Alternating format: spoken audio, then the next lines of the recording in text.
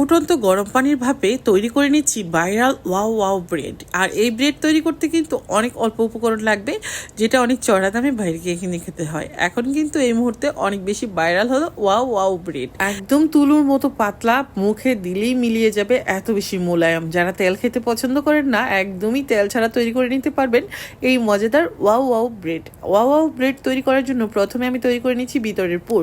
আর সেজন্য 1 কাপ পরিমাণ দিয়ে দিলাম আমি এখানে পানি, আর গুঁড়া দুধ দিয়ে দিলাম প্রায় হাফ কাপের চেয়ে একটু বেশি, কাস্টার্ড পাউডার দিয়ে দিলাম 2 টেবিল চামচ পরিমাণ, চিনি দিয়ে দিলাম 4 টেবিল চামচ পরিমাণ। উপকরণগুলো ভালো করে মিক্স করে তারপর চুলাটা অন করতে হবে। চুলা অন করার পর কিন্তু অনবরত নাড়তে হবে, কারণ এটা কিছুক্ষণের মধ্যেই কিন্তু ভারী হয়ে আসবে। যেহেতু এখানে কাস্টার্ড পাউডার দেওয়া হয়েছে, তাই কিন্তু অনবরত নাড়া দিতে হবে। তো এরকম নাড়াচাড়া করতে করতে যখন এটা অনেকটা ভারী হয়ে যাবে, তখন কিন্তু চুলাটা অফ করে দিতে হবে। আমি এখানে চিনি আরও একটু অ্যাড করে দিলাম। মিষ্টির পরিমাণটা আপনারা টেস্ট বুঝে বেশি কম করে নিতে পারেন। এই তো এরকম যখন একটা থিকনেসে চলে আসবে, তখন কিন্তু আমি এটাকে এরকম 4 ভাগ বা 5 ভাগ বা 6 ভাগ, যতটা ব্রেড বানাবেন ঠিক ততটা ভাগ করে নেবেন। তো আমার এখানে আমি 6টা ভাগ করে নিচ্ছি। আমি আজকে 6টা ব্রেড তৈরি করব। আর এদিক থেকে আমি একটা ডো তৈরি করে নিচ্ছি। দেখে হয়তো বুঝতে পারছেন, এখানে আমি 3 কাপ পরিমাণ দিয়েছি আটা, আর এখানে দিয়ে দিচ্ছি হলো ইস্ট 1.5 টেবিল চামচ পরিমাণ।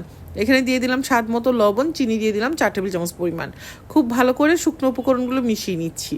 এখন আমি এই উপকরণের মধ্যে পানি অ্যাড করে দিব, আর পানিটা অবশ্যই হালকা কুসুম গরম হতে হবে। এই ডোয়ের মধ্যে কিন্তু কোনো ঠান্ডা পানি অ্যাড করা যাবে না। তেল দিয়ে দিলাম 2 টেবিল চামচ পরিমাণ। এখন আমি পুরোটা তেল অ্যাড করিনি, 1 টেবিল চামচ পরিমাণ এখানে অ্যাড করেছি। বাকি 1 টেবিল চামচ তেল আমি হাতের মধ্যে একটু একটু করে লাগিয়ে নিব। দেখে হয়তো বুঝতে পারছেন, একটু একটু করে তেল না দিলে হাতের মধ্যে কিন্তু ডোটা লেগে আসবে। আর এই ডোটা কিন্তু একদম যে শক্ত হবে ওরকম না, স্টিকি একটা সফট ডো তৈরি করব।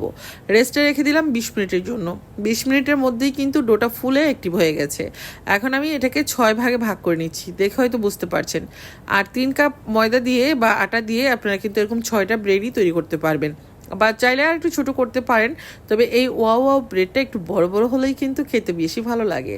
তো কেমন লাগছে আজকের রেসিপি কমেন্ট করে জানাবেন। ভালো লাগলে ভিডিও বেশি বেশি করে শেয়ার করে দিবেন। আপনাদের একটা শেয়ার তো আমার জন্য অনেক বেশি উপকারী। আমার পেজে এরকম অনেক মজার মজার রেসিপি আছে, যারা এখন আমার পেজটি ঘুরে দেখেননি দেখে নেবেন। আমি একটা বড় হাঁড়িতে পানি বসিয়ে দিলাম। দেখে হয়তো বুঝতে পারছেন, এরকম একটা ছাঁকনি চামচের মধ্যে ভালো করে তেল লাগিয়ে এখন আমি একটা ব্রেড বানিয়ে নিচ্ছি। এর ভেতরে দিয়ে দিচ্ছি যেই কাস্টার্ডের পুরটা তৈরি করেছিলাম সেটা। এখন যেগুলো করব এগুলো জাস্ট দেখে বুঝে নিতে হবে, বলে দেওয়ার কিন্তু কিছু নেই। আর আমি জানি এখানে অনেক ভালো ভালো রাঁধুনিরাও আমাকে ভালোবেসে আমার ভিডিওগুলো দেখেন। তো আর যারা নতুন রাঁধুনি, তাদের জন্যই কিন্তু আমি সম্পূর্ণটা বলে দেওয়ার চেষ্টা করি। এরকম একটা স্ট্রেনারের উপর আমি কিন্তু একটা বেকিং পেপার বিছিয়ে অথবা যে কোনো একটা কাগজ বিছিয়েও কিন্তু আপনারা এটাকে বেক করতে পারবেন। তবে আমি কিন্তু আজকে ফুটন্ত গরম পানিতে এটাকে ভাপে দিব। আপনারা চাইলে বেক করতে পারেন, চুলায়ও করতে পারেন, ওভেনে করতে পারেন। তবে সবার কাছে ওভেনটা অ্যাভেলেবেল থাকে না, চাইলে কিন্তু আপনারা চুলায় করে নেবেন। এটার টেস্টটা অনেক বেশি ভালো আসে। ভাইরাল এই রেসিপির ব্রেডটা কিন্তু ফুটন্ত গরম পানিতেই ভাপে তৈরি করা হয়। এখন আমি ভাপ দেওয়ার জন্য একটা হাঁড়িতে বসিয়ে দিলাম। দেখে হয়তো বুঝে নেবেন, আমার এখানে 6টা ব্রেড হয়েছে, তাই আমি 2টা চুলাতে বসিয়ে দিলাম, 2টা হাঁড়িতে।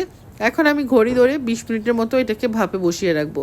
20 মিনিট পর ফিরে এলাম। দেখে হয়তো বুঝতে পারছেন, মাশাআল্লাহ কত সুন্দর হয়েছে। একটু গরম ভাবটা চলে গেলে আমি নামিয়ে নিলাম, আর একটু হালকা ঠান্ডা হলে পরে আমি এগুলোকে তুলে দেখিয়ে দিচ্ছি কত যে সফট হয়েছে। মাশাআল্লাহ, এটা কিন্তু বাচ্চাদের টিফিনে অথবা সকালের নাস্তায় যেভাবে হোক খেতে পারেন, অনেক বেশি মজার হয়।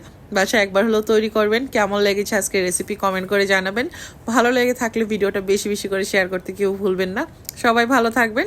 আজকের মতো বিদায় নিয়ে নিচ্ছি। ইনশাআল্লাহ নতুন কোনো রেসিপিতে আবারও দেখা হবে। আল্লাহ হাফেজ, আসসালামু আলাইকুম।